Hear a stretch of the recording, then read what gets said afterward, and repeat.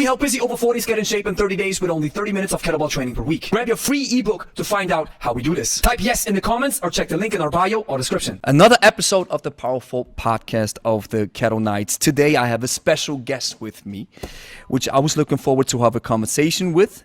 His name is Dr. Robert Robergs. He holds a PhD in human bioenergetics and is an associate professor of the Faculty of Health at the Queensland University of Technology in Australia. Robert has published more than 130 research manuscripts in peer-reviewed journals, co-edited a text in clinical exercise physiology, co-authored a graduate-level exercise physiology text, co-authored an undergraduate-level exercise physiology text, and has recently completed as a sole author an innovative electronic textbook of exercise physiology. Now, for those of you who are asking, why do I have such a distinguished gentleman on the podcast, it's the following. Some of you guys have asked me to review Pavel Tsatsoulin's new book, X. And in this book, he not only talks about the training, he also talks about a lot of biochemistry. And my only reason, or my sole thought, was to reach out to a doctor, a professor in this regard, who has studied this field. And that's the reason why I've reached out to Rob. And he said, hey, yes, let's do this. Let's have a conversation, which I'm very grateful for. So that's the reason why I'm having Rob on. So Rob, welcome to the podcast. Oh, great to be here. Awesome. My first question would be, what are the three energy systems of the human body and how are they related to each other? Well, okay, so given this is all about exercise, we'll focus on skeletal muscle. So, this is a very tissue-specific question. So we'll focus on muscle. So it's the phosphagen system. So that's what the older textbooks used to call the ATP PC system, or what you may have heard of as the immediate energy system. And I'll go into that in a bit more detail later based on your questions. Then we have the glycolytic system. So glycolysis is a series of 9 reactions. It exists in skeletal muscle to break down stored glycogen, as well as use glucose taken up from the blood. And through those 9 reactions, there's essentially some ATP being released. There are hydrogen ions that are released. We'll talk more about that a bit later. Mm-hmm. The final product of glycolysis is a 3-carbon molecule called pyruvate. Now, pyruvate can enter into the mitochondria. So when you're doing low to moderate exercise, the contracting muscle cells are able to have pyruvate enter the mitochondria to aid in the ATP that's regenerated, and that's what's needed to fuel muscle contraction.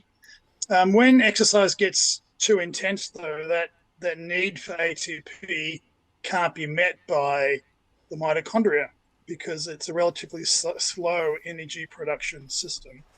A large capacity, but relatively slow. So then we need more and more energy from ATP. So the pyruvate gets converted to lactate, and we start also using our phosphagen system. So the creatine phosphate is starting to be used as well. And there's all different limitations to those energy systems. And so the final system then would be mitochondrial respiration. And certainly that uses oxygen, but for most of us, unless you're in Switzerland, you can go up in altitude and be deficient in oxygen. But for most of us, I'm at sea level, it's a bit different. So the issue is really about the rate in which you need the ATP.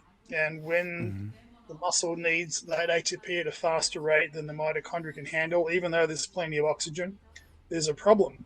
And that problem is exacerbated if you go to high altitude and you have less oxygen availability. So there's the 3 energy systems, and there's a wealth of biochemistry to still unpack from all of that. Yes. And that's one of the reasons why I wanted to reach out, because in Pavel's book, or in the book that I'm reviewing, it sounds fairly simplistic. And my question, or my follow-up question, is it really that simple? Are all energy systems active all at once, or is the body like, okay, now I need this, now I need this? Because I've heard different different things. And from my understanding, and you can of course correct me if I'm wrong, all three energy systems, they're just part of a big system. It's not like that they're secluded, but they are part of a big system that, depending on what you need, then the system taps into its different methods. Is it that simple, or is it more complex? There's simplistic complexity, Oh, which I love that. elaborate on, right? Simplistic complexity, yeah. You're kind of right. All the energy systems operate together, and I mean, I don't want to add too much advanced stuff, but in the last 15, 20 years, we've realized that the phosphagen system is always being used. So the phosphagen system also helps, for example, translate and move the energy within from ATP from the mitochondria to the contractile proteins. Mm-hmm. So even when you're doing lower intensity exercise, you're using the phosphagen system. So, 30 or more years ago, I know I was taught when I was a student that mm-hmm. we only use the phosphagen system during intense exercise. We know that's not really true. So as your muscle contraction gets more intense, yes, then our pathways in metabolism are regulated such that as the metabolic demand is increasing, byproducts are produced that then start mm-hmm. to stimulate, or they activate enzymes of glycolysis. So just when your muscles start to contract more forcefully, there are regulation molecules produced that then make glycolysis start to proceed more rapidly. And then that stimulates mitochondria. And so they're all somewhat interconnected. Now, the added complexity comes from how we use muscle. So, muscle is just not one thing. So you might look at your body and say, well, my biceps are big, or my vastus lateralis, or the thigh is really big. Our muscles work by motor unit recruitment. And so mm-hmm. the vastus lateralis, for example, can have thousands of motor units, right? So it's got over 400,000 individual muscle fibers on average, from what we know from research. So you start off recruiting your slow twitch muscle fibers first if you're doing lower intensity mm-hmm. contractions, and they have more mitochondria. And so your mitochondrial respiration system is going to predominate there. Okay? And then as you get more intense in your exercise demands and your muscles are contracting more powerfully, you then still contract those slow twitch motor units, but now you're adding fast twitch motor mm-hmm. units. Mm-hmm. And there's a series of fast twitch motor units. It's not just a slow and fast. There's, depending upon what research you want to read, 3 to 5 different categories of mm-hmm. fast mm-hmm. twitch motor units. Mm-hmm. And gradually you start recruiting the larger ones and the ones that are more glycolytic and have less mitochondria. So that's why we start to fail on a muscle contraction perspective if we do more intense exercise. We're recruiting now more and more and more muscle that has gradually less and less mitochondria. We can't generate the ATP as rapidly from the mitochondria collectively as a whole. So we're now using our glycolytic and our phosphagen systems. Mm-hmm. So conceptually it's simple, but there's always more detail that needs to be understood. Okay. And speaking of muscle fibers, and I'm jumping back and forth a little bit with the questions because depending on where the conversation is taking us, is it right that when we look at the research today that there are so-called hybrid fibers that can morph into more type 2-1A, type 2X, or type 1? Because the way I was taught is, hey, it's like you said, depending on the research that you want to read, let's keep it as simple as possible. We have the type 1, and then we have type 2A and type 2X. And is it true that depending on how you train, this might morph the muscle fibers into a different state or into a different type of muscle fiber? Yeah, so when you're using the phrase muscle fiber, we're talking about the muscle fibers of the entire motor unit, which, depending on the motor unit, there could be in the tens, 30, 40 to several hundred. Okay. So yeah, there are certain motor unit categories, and the motor unit being the motor nerve, right? So the cell body and the central nervous system, the motor nerve that extends out to the muscle fibers, and it diverges, so it branches out to innervate many muscle fibers in the unit. And so there are some motor units that, yes, have some adaptability to, and we've known that for several decades, actually, but it's hard to iron out the details because it's just unethical to get too invasive in how we research human muscle. Of course, So we can do a lot with animal models, but when it comes to humans, our neuromuscular system, is very, very different to the main animal model. So you have to be careful. But the issue is that, yes, we know that there are some motor units within the fast twitch domain that are adaptable to become more like slow twitch. I mean, they're still fast twitch motor units, but in terms of how they function, they can move towards the slow twitch performance features. So highly fatigue resistant, a bit slower in their contractile velocity, but still pretty good contractile force. Right? And then there are a subset of fast twitch motor units that, are very adaptive to becoming more and more high force, high power, but high fatigability, so more of our pure glycolytic motor units. So yeah, but and that's good. And then there's individual differences based on genetics as to what proportion of those adaptable motor units we have, and so on and so forth. Is this a one-way street where you say, hey, it's only the fast twitch who are able to adapt to the slow twitch, or is it vice versa also possible that the slow twitch fibers, some of them have the adaptability to become fast twitch? I'm not aware of conclusive, which means multiple studies showing slow twitch adaptability, and it's hard, from the animal models that are out there, it's tempting to say, yes, it's likely that in humans you can have it go both ways, but the research is less clear for the reasons I stated before. It's just understandably very so. ethically, functionally difficult to get that detail in human research. And this is where, actually, from a research perspective, you have to gather the data from animal models, and then it's still okay. We have some conclusions based on animal studies, but since we cannot, like you say, we cannot, for ethical reasons, open up human beings and then right, look into them and see how they function in vivo, right, as long as they're still alive.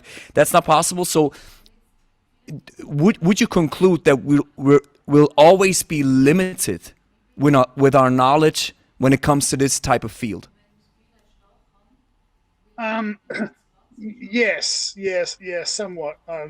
And there are extreme human models, like the research done on individuals, that are with paralysis, so they have a thoracic spine, right, spinal cord injury, and you look at deinnervated muscle, and that shows tremendous adaptability, but they're, again, extreme circumstances that then don't translate well to the full able-bodied, right, humans. So it's, neuromuscular systems have remarkable adaptability, and I think, generally speaking, we have an underestimated understanding of that adaptability simply because we can't research it properly. But we can say, just from a bird's eye perspective, we may conclude, and of course with the caveat that there's always more research needed, as there's always when you read these papers, but we may conclude to a certain extent that there is, just from my understanding, that there is adaptability into both sides depending on how you train. So the neuromuscular system is very adaptive. You have in the muscle itself with the if you've mentioned it, where does it start with the not the muscle itself, a little bit further? In terms of the motor unit? Yes, the motor unit, exactly. So there might be. Starts in the brain. Yes. Yeah. So there might be adaptability to both sides. It might be that certain fast twitch muscle fibers have the adaptability to become more slow twitch. And in that regard, am I right? Building more mitochondria? Yeah. So we know that in humans, we can't change a slow twitch to a fast twitch or a fast twitch to a slow twitch, but we can move them towards different parameters while they retain their genetically delineated right traits. But there's if you like wiggle room for adaptability to make a slow twitch a bit better towards power and a fast twitch a bit better towards endurance for those And subsets of those. yes, yes. And would you conclude that these muscle fiber differentiations are on a spectrum rather than set in stone? Or is that too much? Is maybe, yeah, there's adaptability, but don't overdo it. We don't know the full answer to that, but it's a logical proposal or hypothesis. Okay, Yes. awesome, great. So then my next question would be, we touched a little bit on the energy systems. You've mentioned, the way I understand it, we have the ATP PCR, and you said this is a different name now. Did I understand you right? Well, in my books, I call it the phosphagen system because it's wrong. I mean, it's wrong from a bioenergetics perspective to focus too much on ATP. So, textbooks back in the 1970s and 80s talked about ATP being an energy store, Yeah. but muscle cells and really any living cell has to do its best to maintain its ATP concentration. So the ATP concentration in a cell doesn't change that much, and you have to really do extreme muscle contraction and loading to see a decline in cellular ATP. So, for example, you can electrically stimulate muscle to the point of total contractile failure, and ATP will only decrease about 30%. Okay. So my point is that the metabolic function of a cell is to maintain ATP, and for more complex reasons of transferring energy from one molecule to another, you need to maintain that ATP concentration, and you need to maintain the ADP concentration as close as possible to rest to optimize that energy transfer. And if you change those concentrations too much, the cell's whole energy systems will fail. And to some extent, we see that beginning in contractile failure when we start exercising too much. So that's why I call it the phosphagen system, because The the phosphagen, energy system, just phosphagen. yeah, so it's about phosphate transfer. So it's just transferring phosphates from ATP to creatine to make creatine phosphate. And just from my basic understanding, why is there a difference? And you have to maybe speak a little bit in layman's terms, because the way I understand it is ATP PCR. This is like it's everywhere touted. It's the first couple of seconds of movements, and that's the stored ATP of the muscle that is available for any type of action. And then, like you've explained so well, glycolysis happens in the next couple of seconds, and then we have the least glamorous workhorse at the end, which if intensity decreases, you can go on for an indefinite amount of time, right? And and on glycolysis and the oxidative phosphorylation, this is where you're still set. You say, yes, this is how it's called. Okay, we got this. But the ATP PCR, where is the difference? Just to really break it down for me to understand. Let me just give you another angle. So there's ATP involvement in every energy system. So based on your logic, we should be calling it the ATP glycolytic system, or we should be calling it the ATP mitochondrial system. So there's always ATP involved. My argument would be that it's a misnomer to provide a directive interpretation that the ATP is an energy store, and that's how it was 30 years ago. But that's really wrong. You know, we know that cellular ATP has to be maintained, and the energy systems do a great job. And so, like you had mentioned, just after a couple of contractions, glycolysis is activated, right? Mm-hmm. Mitochondrial respiration is increasing. Mm-hmm. And we know that the ATP is not going down. So it's so well regulated that the cells are maintaining the ATP and all this other enzyme regulation and pathways becoming activated is near instantaneous. And it's a remarkable feat of Mm-hmm. physiology, Mm-hmm. nature, Mm-hmm. that must function that way. Yeah, especially when you try to study the Krebs cycle and Yeah, the yeah. what's the next one? The electron transport chain with these, I don't know how many enzymes are activated with the kinase. Yeah. That's really crazy to understand how fabulous the system really is. So, do I understand it right? It is a misnomer that the ATP in the first energy system is a misnomer because ATP is involved in all three energy systems. Is Yeah, that your that's point? my point. Yeah, and Ah, okay. so this first energy system is about stored creatine phosphate, and the other Mm-hmm. energy systems help out to prevent us from too rapidly using that creatine phosphate. Because when you do research on muscle creatine phosphate, you have to exercise intensely for quite a bit of time Mm-hmm. to, to nearly deplete creatine phosphate. It's really hard to deplete creatine phosphate, and some of the early textbooks, and I was taught this, and it sounds like you've been reading it, would say that while there's enough creatine phosphate to last 10 seconds Exactly. during Ex- exactly. exercise, right? That's just a quantitative comparison. But for us, when we're doing intense exercise, we're using creatine phosphate. Remember, there's all the different motor units coming into play. Mm-hmm. At the same time, we're activating glycolysis.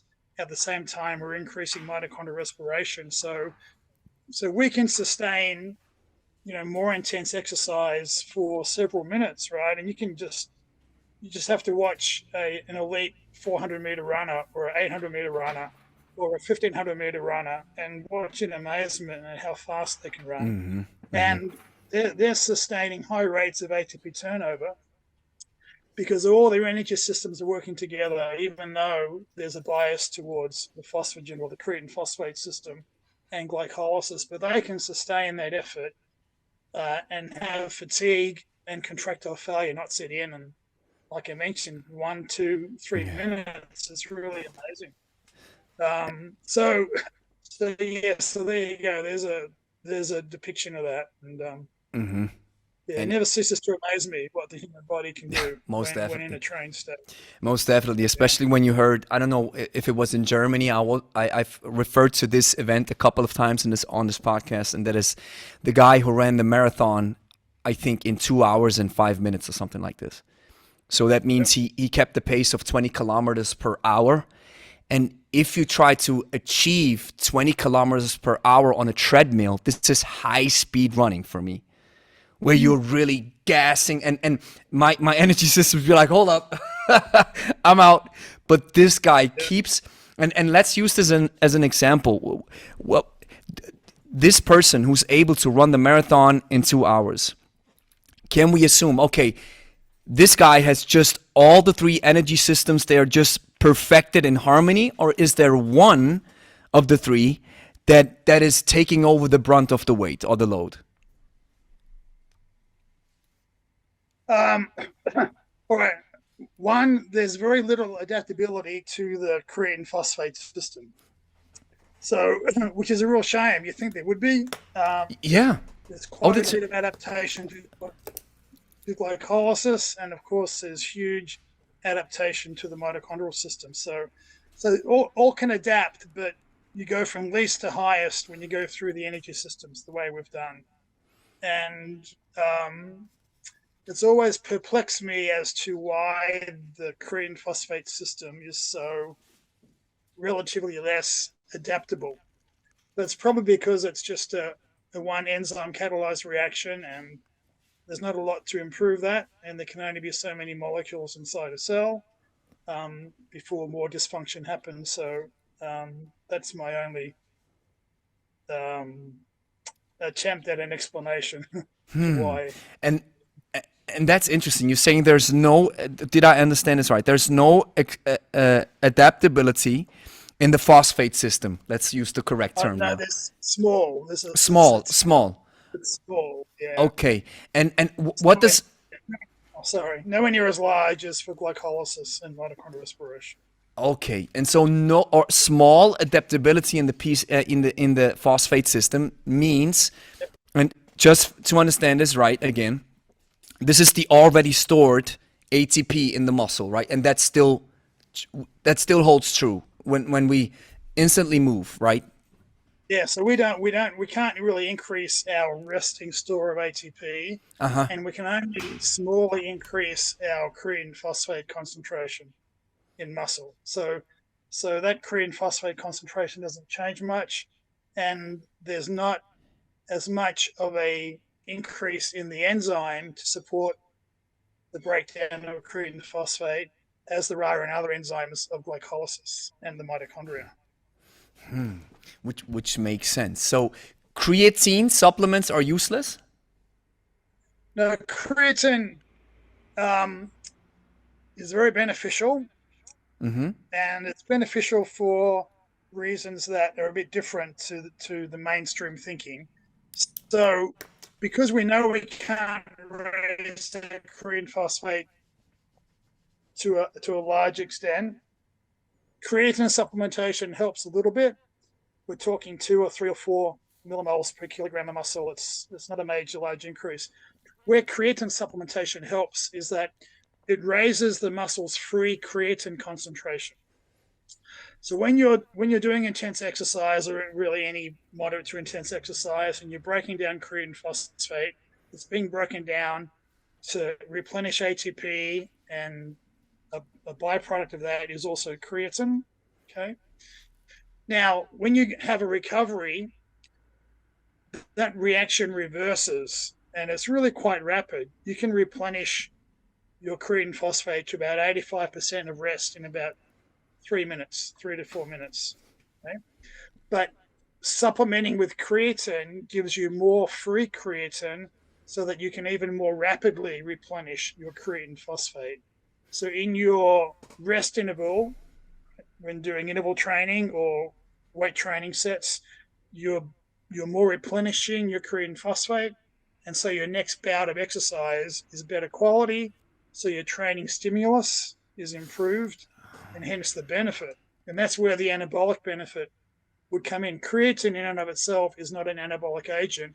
It just enables you to better improve your training so that you can become then, right, anabolically stimulated. Yes. Yeah, that makes sense. So that's a different angle than what you normally hear, because you normally hear, hey, creatine works because it builds or it improves or adapts or lets your ATP or the phosphate system adapt more quicker, or you have more stores, which is true to a certain extent. But if I understand this right, and you can correct me if I'm wrong, creatine only helps to have a larger stimulus in your training, which then causes the anabolic effect later because you have more creatine floating around, which allows you to replenish a little quicker during the sets? Yeah.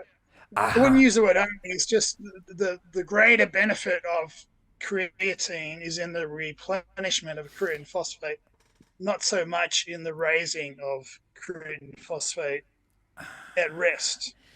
Here we go. Okay. Yeah. So it seems a very functional benefit. Yeah. Awesome. So my next question would be, and now we dive a little bit into, let me call what I think is a little bit questionable when I read the book from Pavel Tsatsoulin's X, or not questionable, but just from a certain extent, I'm not sure whether the evidence is right. So my question would be, what would be, or I have to search it. When it comes to glycolysis, is the glycolytic energy system trouble? Is it bad? Is it dangerous? And is building more lactate buffers through intense glycolytic training short-lived and dangerous? What do you say? Well, I'm an Australian, and the main animal I fear in Australia is the crocodile. Okay. And if I came close to a crocodile, if I didn't have glycolysis, I'd be that crocodile's feast, right? I've got to get away from that crocodile as fast as I can before that crocodile suffers from using too much of its own glycolysis to fatigue. Okay. Um, if you're when we go back to those 400-meter, 800-meter runners, right? If it wasn't for glycolysis, they wouldn't be able to do what they're doing. And if it wasn't for lactate production, see, lactate production consumes a hydrogen ion, right? It's not causing acidosis. It's actually helping us not be as acidic as we otherwise could have. So it's consuming a hydrogen ion, and it's regenerating a very important co-substrate for glycolysis, which is nicotine adenine dinucleotide, or NAD. And NAD is a substrate for one of the reactions in phase 2 of glycolysis, and that means in producing lactate, you're regenerating NAD, which the mitochondria doesn't have to be relied on to do anymore because you have lactate helping out, and that keeps the second half of glycolysis working, which is the ATP replenishment part of glycolysis. So lactate's wonderful, right, for any individual and any athlete in particular, because it enables them to get more ATP output from glycolysis, and hence keep running fast, keep jumping high, right, keep swimming fast. So what are the drawbacks of that? Well, there's added hydrogen ions coming off other reactions of glycolysis, right? That's problematic. Every time you break down an ATP, there's a hydrogen ion. So acidosis is much more complex than thinking that there's lactic acid, which we can talk about a bit later if you want. But Yeah. I've Yeah. kind of alluded to the reality that there are other sources of hydrogen ions, and lactate isn't produced as an acid. It's a very beneficial byproduct of high rates of glycolytic flux, and the muscle needs it to keep contracting forcefully at high rates of energy demand. So where do you think this thinking comes from, that the glycolytic system is a problem? Or let's put it like this, and I have to read them from the book, which I'm looking for the quotes. But why do you think there is this train of thought to avoid glycolytic training or to avoid glycolysis and make sure we're always in the phosphagen and the oxidative phosphor of the aerobic system? Where does this come from? And they even say, or he even says in the book, there are long-term health benefits if we engage too much into glycolytic training, like, for example, high-intensity training. Is there evidence for it? And where does this train of thought come from?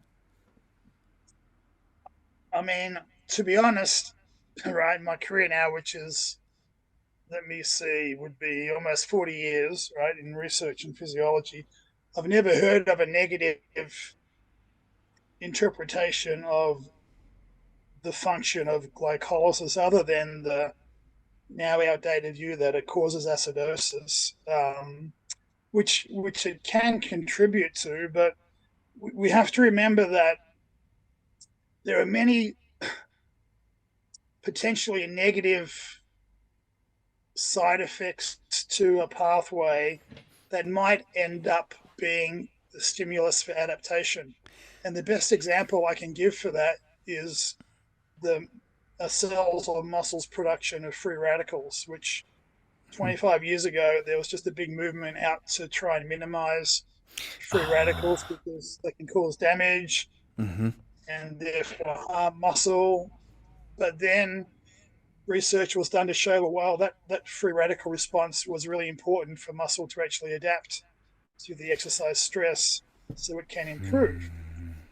So acidosis, I could give you research evidence for how skeletal muscle is not perturbed at all by acidosis.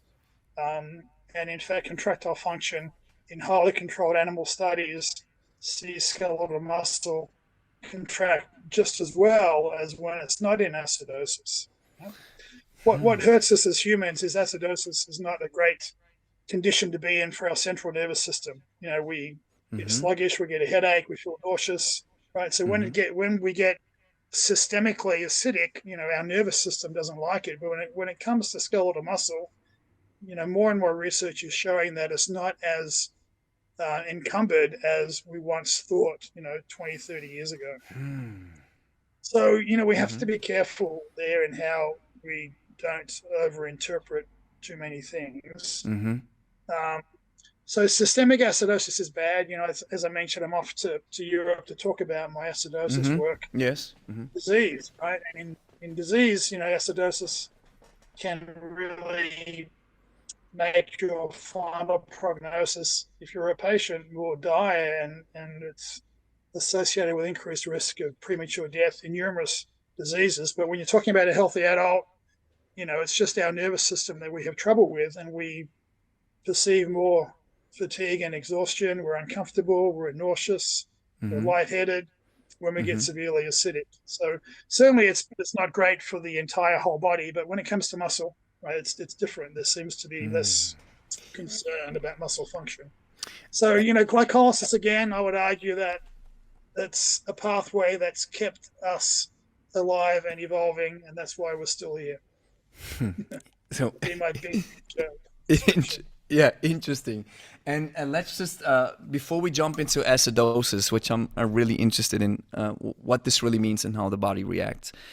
When glycolysis in and all by itself, as you're saying, is not bad, and certainly training these systems is not bad neither, and no scientific evidence leads to the conclusion that this can, training glycolysis, for example, with high intensity training or with interval training, leads to any negative health outcomes down the line. Is that correct? Yeah, that's correct. I mean, let's go back to our discussion before in marathon running. 30, 40 years ago, marathon runners just trained by doing long, slow distance. They ran marathons and they trained by running, you know, 10K races and 15-kilometer races. And then many of them, Alberto Salazar, for those listeners who are a bit older, he became severely overtrained, and he was a consequence to that line of thinking that that's the best way to train marathon runners. So today, our marathon runners, they don't run as much long distance. They do more interval training. They train their glycolytic system, because even for a marathon runner, they need to have glycolytic adaptation to enable the carbohydrate to be broken down to fuel the mitochondria, because glycolysis also fuels the mitochondria if you have plenty of stored glycogen or if you have plenty of available blood glucose. So that marathon example is the best I can give, because even as an athlete and you're doing endurance exercise, you are also training your glycolytic system. So I just can't see how you can argue a negative over glycolysis and how you can actually function as a competitive athlete without training glycolysis, regardless of the type of exercise you're doing. And is that even possible? Can you even exclude one of the systems? Because since it is a huge flywheel with all these small cogs, can you completely exclude it if you train it in a specific way? Almost impossible. I'm doing research right now with one of my PhD students, and his sister has McArdle disease. And McArdle disease is a genetic condition where you lack the enzyme phosphorylase. You can't break down muscle glycogen, so you can't fuel glycolysis. So it's the best human, if you like, research model is to study what it's like to not have glycolysis. And individuals with McArdle disease, I mean, some, if they train themselves well, they can eventually become more able-bodied than you might think. But the majority, their maximal power output on a bicycle might be 60 watts, right? And you're comparing that to an able-bodied athlete that could do 600, 700, 800. On a Wingate test, they could do maybe 1,800 watts, right? I mean, a really gifted large person. So these individuals are so compromised in their ability to tolerate exercise. It's not funny, and it takes them longer to warm up because they have to stimulate their fatty acid system to get primed in order to tolerate the change in workload. So that's an entirely compromised state. So to essentially turn off glycolysis by about 90%, and where only blood glucose can fuel it, means that you are a largely sedentary individual, incapable of doing much at all when it comes to what we would call, right, exercise. Yes, yes. So there's the ready comparison to what you asked before, right? We would be incapacitated to not have glycolysis. Yeah, and that shows, especially in the case with the sister of your PhD student, where you see in real life, right? Hey, what happens if the glycolytic system is not able to function? Yeah. You are completely incapacitated in so many ways. So this is then the logical conclusion would be, hey, thank God the glycolytic system is active and we can train it, because then your system, the whole, if one cog is missing, if you're healthy, it's probably impossible, right? Like you said, it's impossible to take that cog out of the flywheel and say, hey, I'm just training the phosphate or the aerobic system. No. The glycolytic is always active. Yep. Okay. Yeah, so Sam, his sister, can't run to a bus, can't go upstairs. He has to avoid hills, right? She's got to live where it's relatively flat. I mean, so you realize all the things we take for granted. Yeah. And that we do because of glycolysis. Yeah. Wow. And my understanding, and maybe you can add to this or correct me if I'm wrong, I've heard a scientist say this. Sometimes we people, we demonize a method and disregard the outcome.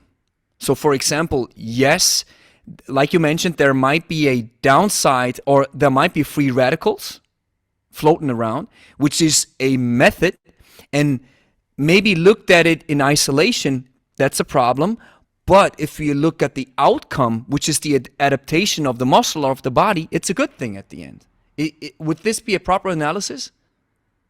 Yeah, and the other one is eccentric loading and minor DOMS, right? Delayed onset muscle soreness. They're all acute negatives, but in the big picture end up being positives, because the eccentric loading is a major stimulus to muscle strength adaptation and connective tissue adaptation and bone strength adaptation.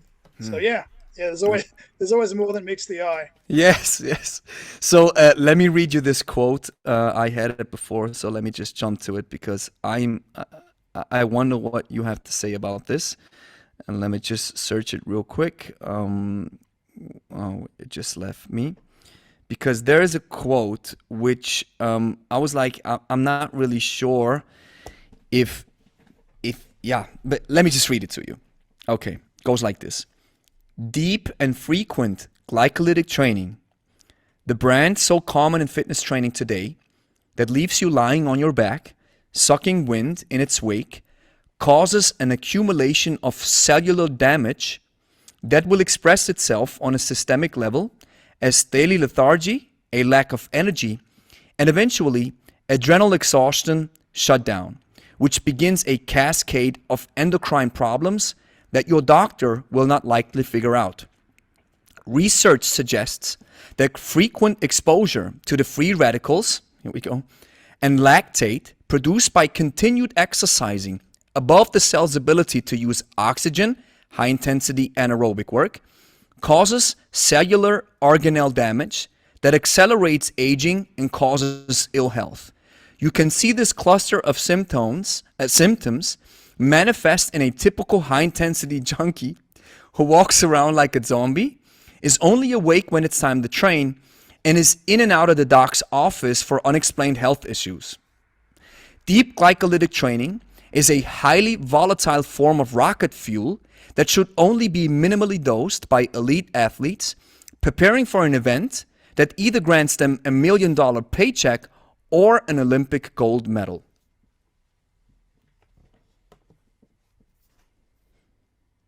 Wow. Yeah. Nice writing, but I don't see the logic. I mean, certainly we don't want everybody trying to train like an elite athlete. I mean, but to me that's an obvious. But that doesn't mean you throw the baby out with the bathwater. And there's tremendous health benefits from more quality exercise, and we know from the last 80 years of epidemiology that the more intense you exercise, the greater the disease prevention, and the greater your longevity, and the greater your quality of life because you have less disease, so less morbidity.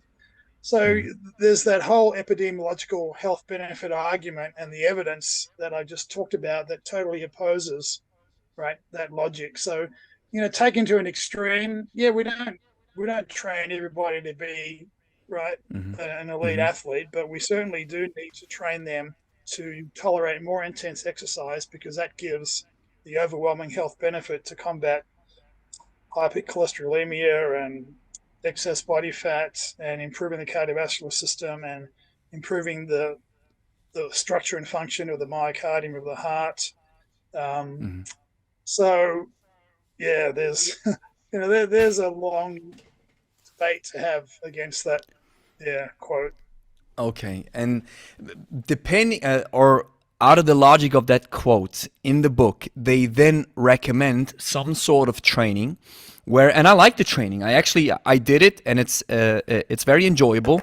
You have every minute on the minute, so the minute starts ticking, and then you do 6 swings or snatches with the kettlebell. So that's boom, boom, boom, and you go as fast as possible, right?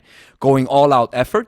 Then you drop the kettlebell, and then you lose fast. They call it fast and loose, where you just shake it off a little bit. I did a little bit of burpees in between, and when the next minute starts, you're at it again.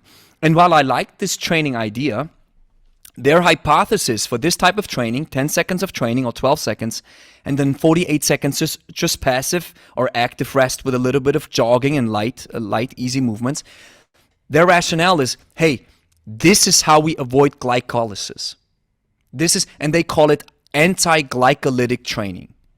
And it even stems from certain scientists, for example, Dr. Yuri Verkhoshansky, who was big in the 70s and 80s when the Soviet Union broke down. Then he went to the States and he was teaching some very interesting jumping techniques.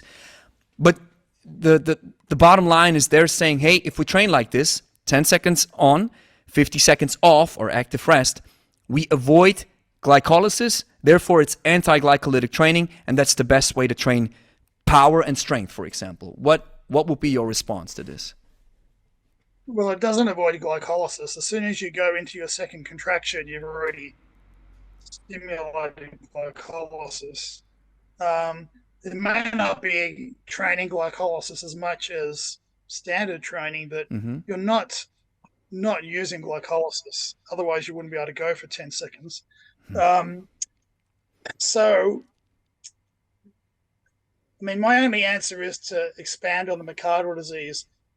If when we train myocardial disease individuals, we have them go for about 2 or 3 contractions, and then they have to rest for about 4 minutes. Right? Wow. And so we have to go down to the extreme that is maybe a quarter of what this approach is advocating. Because of their inability to use glycolysis. So that's again why I say that, glycolysis is being operative even in that training. I just don't see any long-term benefit of that. It's constraining your ability to train your muscle to be more functional. And like I said, even for endurance exercise, you need glycolysis. So it's very well worthwhile training it to be an endurance athlete, let alone all the other benefits of more intense exercise. So I think we've kind of dealt with that. I just can't see the science nor the evidence that would support not wanting to train your glycolytic system. So the term anti-glycolytic from your perspective doesn't even exist. So it's just not possible because you have this great example with what's myocardial disease? McArdle, it's kind of Scottish. M small c. Yeah. McArdle. Yeah. Can you spell it out again for me? Yeah, capital M small c, then capital ARDLE. McArdle disease. McArdle disease. Yep. Okay, great. Got it. And now let's translate this to a power athlete. How can because you mentioned, which is fascinating, that even the endurance athlete will, and most definitely, and that's interesting because as I was doing my research on reviewing the book, I found this interesting interval method. I think it was in the 60s, 70s by Gerschler and Reindel. Gerschler was a German coach and Reindel was a cardiologist. And they designed the interval training method, and this is where high intensity comes from. But if you read a little bit further, you see that the term high intensity interval training doesn't really make sense, because when it comes to interval training, it should be high intensity, but that's maybe just a semantics question. But the interesting part about Gerschler's concept was you have an athlete run 100 meters or 200 meter dash, and then you want to bring the athlete up to 180 BPM. And then as soon as the athlete reaches 180 BPM and he finished the 100 meter, you let the athlete recover until the heart rate goes back down to 120 BPM. And then you have him do it again. And this was the basis of interval training. And this would make sense to me when it comes to the scientific literature, right? This is some form of high intensity or the interval training that trains, that is glycolytic, most definitely. And then, of course, you also have to do the long form to get used to the volume. But this would be a good way to train. Or what's your perspective? Would you think, hey, that's a good way to train an endurance athlete? Yeah, I mean, 40 years ago, we constrained interval training to athletes. Now we interval train heart disease patients and pretty much anybody, because we know it's a great way to stimulate adaptation and therefore improve health. The only negative of that description are the absolute heart rates, because your peak heart rate that you'll get during training is going to lower with increasing age, and so in most research I would just modify it to a rating of perceived exertion, and you go to a given level of discomfort, and then you recover, and then going down to a heart rate makes sense. But the concept is, like you said, core to interval training, and you vary your work to rest interval depending upon how you want to train more for short-term power versus more longer-term endurance, and you tailor it to the specific needs of your goals. And how important is the glycolytic system to a power athlete? How should he train, or how? Yeah, that would be my basic question.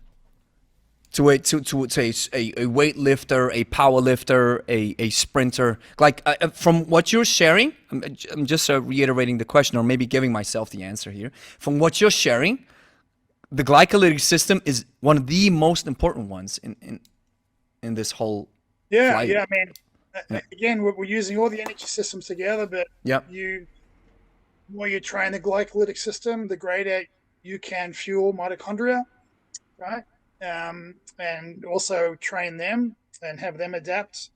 And you're using your phosphagen system, your creatine phosphate system at the same time. So the glycolytic system is the middle energy system. That's utilized across all forms of exercise. Well, I shouldn't say all forms. Most forms of exercise that are more moderate to intense. And it's only during the light stuff that we just use those flow twitch motor units and the fatty acid metabolism, and we can sustain that ATP or energy need from fatty acid oxidation during low intensity stuff, and that's fine. But we need to do more intense stuff to stimulate muscle anabolism, right, to maintain muscle mass. And for those folks who are getting on in their age, right, it's even more important because we're now combating the age-associated loss in muscle mass, so sarcopenia, and so training more quality and more intense is even more important as we age. Instead of having us be less active when we age, we need to be more active, and there's a greater argument to be more active because we're now more susceptible to the pathophysiology of the disease of older age.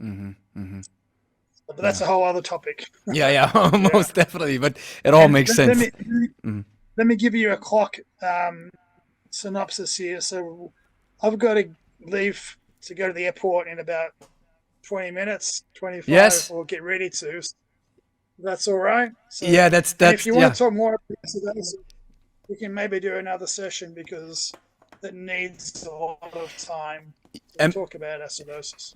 yeah, and just I don't want to keep repeating or beating at that horse in that regard, but his book, the book is so based on anti-glycolytic, or that, for example, there's another quote where he says the glycolytic system is inefficient in replenishing ATP. No, it's comparatively very efficient in regenerating ATP. So yeah, I mean, you pick up any biochemistry textbook and you'll see anywhere from 30 to 40% efficiency in energy transfer for glycolysis. I mean, the whole body is a bit less. So when you get into a cell and look at specific pathways, our efficiency is better than you think. And so, yeah, no, I don't know where that quote would come from either. Yeah, and then maybe for the last couple of minutes you can touch a little bit on acidosis, and we can really do a second podcast because I think this is also a very interesting topic. But where he comes from is most of his research that he cites is from the Soviet Union, or from Seluyano, for example, or Verkhoshansky, and all these names. And then sometimes the time dates. It's like 1967, 1977, 1990. And I'm not saying that old research is bad, but he quotes research, and then at the end of the book, he says, well, most of the research is in Russian language. It's not translated in English. And what do you make out of this? This would be a great question for somebody like you who've spent so many years in research. Is there research around or out there that is somewhere hidden in a library that we don't know of that maybe gives us a different angle? Or can we say in 2024 we have pretty much amassed the most important or most notable evidence on an international level? Okay, great question. Let me try and give it the answer it deserves. There's always research out there that hasn't been given the credit it deserves, and that's because science is not the problem. The scientists are the problem, because too often ego and arrogance and power get in the way of the truth. Okay, and you see this all the time, and it's just been rampant throughout the history of the development of science. So, you can't say no, that there's no evidence out there that we're not understanding or using correctly. I'm sure there is. Two, you're doing a great job on trying to portray a scientific approach to answering questions. And I think for too long, throughout my whole career, and obviously also before, the fitness industry has been abused by people who've provided tantalizingly interesting descriptions of things without evidence, and the lack of understanding in science of the layperson enables these to be taken in and used to make money by less ethically equipped individuals. And that also goes for other industries as well, obviously, where there's Yes. when knowledge or lack of knowledge is a problem. So it's always going to exist, and we have to use common sense informed by good education and awareness of facts, which are brought out by quality research, to better arm our understanding of what is real and what isn't real. And of course, social media has helped. Your example of how it helps, but there are other examples where it doesn't help at all. Yes.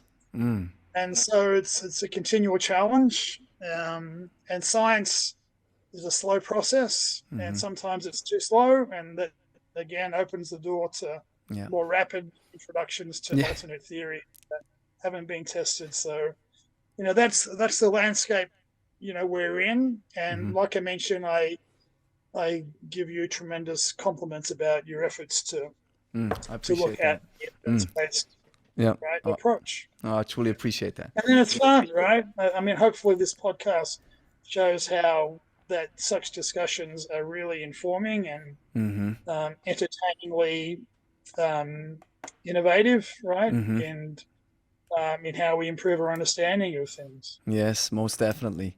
So my final question, and if you're open to do a second podcast to talk about acidosis, would you be open to? Yeah, totally. It's going to take at least an hour. Yes, because this great. Because I'm looking forward to this, and we can set this up. In the future. And so my last question would be then, and which still goes into research or how we should apply research. Can we say that the longer back a research paper is or a scientific consensus is, the less informed it is? And we can say, hey, since we are in 2024, we have a different understanding than what we had in 1970? Or can we still say that certain findings from the past are still true today, and no matter what we do, it still holds true in the face of what we do in research? Yeah, awkward. There's some great older research, but there's also older research that provided an understanding that was misinformed because of a lack of proper equipment or a lack of proper education that has fostered misunderstandings. And that's going to be how I introduce our discussion on acidosis, right? Because it's based upon a major historical explanation for why there's been this misunderstanding. So, when I work with my graduate students, I get them to read some older research because there's some classic older research that's done really, really well that makes some current research look very biased and less informed. And then there's some older studies that are just fundamentally wrong and they've fueled a misunderstanding. So it's a mixed bag. It's a mixed bag. Yes. And when research is done well, it's done well, regardless of the date. When research is done bad, it's done bad, regardless of the date. And there's still pretty bad research that's published today that isn't really worth much at all, and it's adding confusion. And so I can't give a clear answer to you about that. And again, you just have to be informed and up on your reading to be able to detect the problems. And just to give your listeners an example, by the last 20 years of my career, I'm doing research to try and solve problems that were generated by less quality research done decades and decades ago, right? And that have fueled incorrect understandings of things. And so there's a wealth of that stuff out there. But that's every scientist's goal, really, to try and demud the waters and to make things more clearly understood. And that's what we're actually doing. Yes. So, yeah, great question, but there's no definite answer, and that's what I've learned by reading and just working with people. Experience shows this, that the more you know, the less you know, to a certain extent, because you understand that certain outcomes or certain situations are depend on so many factors that it's just hard to give a clear answer. At least that's what experience shows. And when you dig into research and try to make your work as evidence-based as possible, I also realize the shortcomings. And that's what gives me this kind of humble approach to knowing things, because at the end of the day, you might think, okay, I always say, I want to come closer to the truth. It's probably not the truth, but you want to come closer to it. And then you have to be open-minded, and that's what I've been critiqued on, where people say, well, you've said this a couple of years ago, you said this, and I said, well, back then I had less information. Now I know more. Now I've adapted my stance. Now I've changed my opinion. And I think this is what we're supposed to do, right? If you add more information and more knowledge to the table, and the arguments that win, these are the ones that we should then take over and abide by, independent of the fact whether I was against it or not, to a certain extent, right? Yep. Yeah. I mean, if you're not changing your mind, you're not learning, and if you're not changing your mind, not learning, you're blind to reality, and that can never be a good way to be. Amen. Well, let's close it at this. Rob, this was a very informative and very fascinating conversation. And like I said, we definitely have to make a second one where we talk about acidosis, where you can teach us more about this state of the human body. And until then, have a safe flight, and thank you so much for coming on. Much appreciated. Yeah, great talking. Yeah, looking forward to the next. We help busy over 40s get in shape in 30 days with only 30 minutes of kettlebell training per week. Grab your free ebook to find out how we do this. Type yes in the comments or check the link in our bio or description.